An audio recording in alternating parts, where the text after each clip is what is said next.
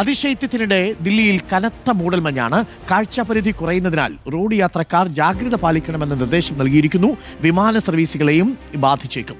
എയർലൈനുകളുടെ നിർദ്ദേശം പാലിക്കണമെന്ന് ദില്ലി വിമാനത്താവളം അധികൃതർ അറിയിച്ചിട്ടുണ്ട്. ദില്ലിയിൽ വായുമലിനീകരണം രൂക്ഷമായി തുടരുകയാണ്. നിയന്ത്രണങ്ങൾ നടപ്പാക്കുന്നത് പരിശോധിക്കാൻ ദില്ലി സർക്കാർ പ്രത്യേക അന്വേഷണ സംഘത്തെ നിയോഗിച്ചിട്ടുണ്ട്. അതിൽ പലരോടുണ്ട് കൂടുതൽ വിവരങ്ങളുമായി. നമുക്ക് അതിനെ കാണാൻ പറ്റുമെന്നൊന്ന് നോക്കാം. അതിനെ കാണാൻ പറ്റുന്നുണ്ട്.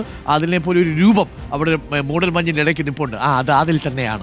അത്ര മഞ്ഞാണ് കേട്ടോ. അതിന്റെ പുറകെ നോക്കൂ, ഒരു മനുഷ്യൻ തൊട്ടടുത്ത് വരുമ്പോഴാണ് അറിയുന്നത്. സൂക്ഷിച്ച് നോക്കിയില്ലെങ്കിൽ വന്ന് ആദിലിനെ മുട്ടും. ആ അവസ്ഥയിലാണ്. അതിൽ ആ കാഴ്ചകളൊക്കെ നമുക്കൊന്ന് കാണിച്ചു കൊടുക്കാം. Good morning Adil. ഇതൊക്കെ മൂന്നാറിലൊക്കെ ആണെങ്കിൽ, ഊട്ടിയിലും മൂന്നാറിലും കൂർഗിലും ഒക്കെ ആണെങ്കിൽ കാണാൻ നല്ല ഭംഗിയാണ്. പക്ഷേ ദില്ലിയിൽ ഇത് കാണുമ്പോൾ ചങ്കിടിക്കുന്നു. പലതും ഇത് ഫോഗാണ്, വായുമലിനീകരണത്തിന്റെ പ്രശ്നം കൂടിയുണ്ട്. ഒന്നും കാണാൻ പറ്റുന്നില്ലല്ലോ ആദിൽ. കാര്യങ്ങൾ കുറച്ച് പ്രശ്നമാണല്ലോ അവിടെ. ഉറപ്പായും പ്രശ്നമാണ്. നമ്മൾ ഈ നിൽക്കുന്നത് കർത്തവ്യപഥത്തിലാണ്. ഇവിടെ നിന്നും നമുക്ക് ഇന്ത്യ ഗേറ്റ് കാണേണ്ടതായിരുന്നു. മാത്രമല്ല ഈ ദൃശ്യങ്ങൾ കാണുമ്പോഴറിയാം ഈ ആളുകളൊക്കെ നടന്നു വന്ന് കുറച്ചുകൂടെ സൂം ചെയ്താൽ അവിടെ ഒന്നും കാണാൻ കഴിയില്ല എന്നുള്ളതാണ്. നമ്മളിവിടെ വരുമ്പോഴേക്ക് ഇപ്പോൾ ഈ കാണുന്ന മഞ്ഞിനപ്പുറം ഈ ജനുവരി 26 റിപ്പബ്ലിക് ദിനത്തിൻ്റെ പരേഡിൻ്റെ ട്രയൽ നടക്കുന്നുണ്ട്. പക്ഷേ അവരെയൊന്നും ഇപ്പോൾ കാണാൻ പോലും കഴിയുന്നില്ല.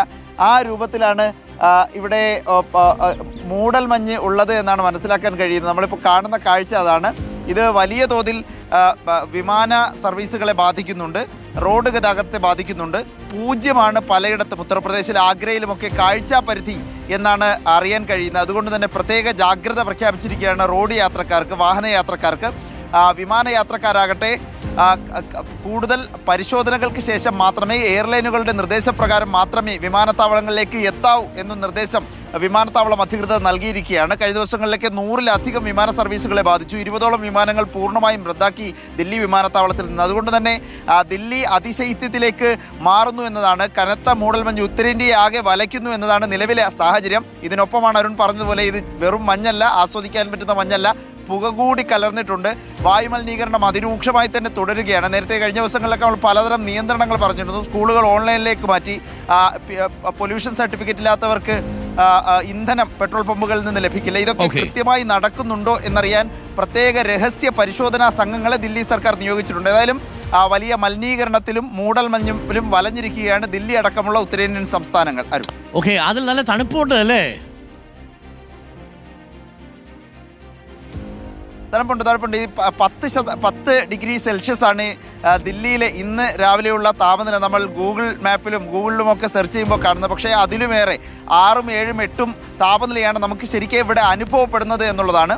അതിൻ്റെതായ പ്രശ്നങ്ങളും ഒരുതരം സുഖവും ഉണ്ടായിരുന്നു. Thank you Adil Palode. തണുപ്പിന്റെ ദില്ലിയിൽ ചില സമയത്ത് നല്ല സുഖമാണ്. പക്ഷേ ഈ തണുപ്പിന്റെ കാലം തുടങ്ങുന്ന സമയത്ത് വല്ലാത്ത ഈ മൂടൽമഞ്ഞ് വന്നിട്ടേ അതിനകത്ത് പുകമലിനീകരണമുണ്ട്. അപ്പോൾ ഗുണനിലവാരമില്ലാത്ത വായുവാണ്. 400-നും 300-നും ഒക്കെ മുകളിൽ പോയി നമ്മൾ റിപ്പോർട്ട് ചെയ്തതാണ്. അപ്പോൾ പ്രിയപ്പെട്ടവരെ, സമയം 7 മണി കഴിഞ്ഞ് 57 ആ ബാക്കിൽ നടക്കുന്ന ഫാമിലിയെ കാണുന്നതേ ഇല്ല എന്നൊരു പ്രേക്ഷകൻ മെസ്സേജ് ചെയ്യുന്നുണ്ട്. ആദിൽ പാലോട് റിപ്പോർട്ട് ചെയ്തപ്പോഴേ, ആദിൽ പാലോടിന് പുറത്തെ കർത്തവ്യ പഥത്തിൽ ആളുകൾ ഇങ്ങനെ നടക്കുന്ന സമയത്ത് അവിടെ ഈ തെരഞ്ഞെടുപ്പിൽ നമ്മുടെ ജനുവരി 26 റിപ്പബ്ലിക്ക് വരാൻ പോവുകയാണ്. അതിന് മുൻപുള്ള ക്രമീകരണങ്ങൾ തുടങ്ങിക്കഴിഞ്ഞു. ഈ ഒരു 1.5 മാസം അവിടെ പരേഡുകളും റിഹേഴ്സലുകളും ഒക്കെ ഇങ്ങനെ നടക്കുന്നൊരു സ്ഥലമാണ്. രാവിലെ ആ സമയത്തൊക്കെ അവിടെ പോകുന്ന സമയത്ത് ഒരു ചെറിയ കുളിര് സുഖമുള്ള ഒന്നാണ്. പക്ഷേ ശ്വസിക്കാൻ കിട്ടൂല. അതാണ് പ്രശ്നം.